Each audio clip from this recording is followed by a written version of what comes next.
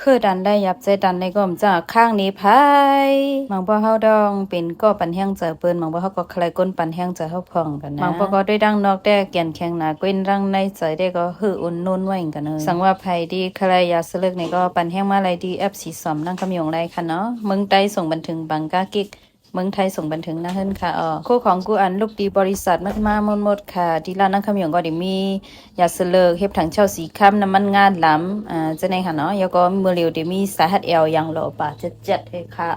มีกาแฟมีเซรั่มด้านหน้าจะในค่ะยาสีเขียวก็มีอยู่ค่ะแล้วก็ฮือดูฮือใจหนานี่ก็โอเคปล่อยเป็ดกูเจอกูลองก้อยกาพอขึ้นมาวนทำมีนาทีบุญพรไว้อยู่แล้วปล่อยเป็ดกูเจอกูลองก็ไปไล่นี่ค่ะเนาะคือโอนแห้งหนานี่ก็การไล่อัดสว่างแก่นแข็งไว้ให้นั่นค่ะนี่เดี๋ยวว่าเฮาทุกค่าก็เหลียวก้อยนี่ก็ไผๆก็ซ้ำทุกค่าหมดนั่นน่ะเนาะในเมืองก้นนี่ก็ก้อยกาหมังบ่มากเขาก็ใครมีก็ปันแห้งใจเฮาพอง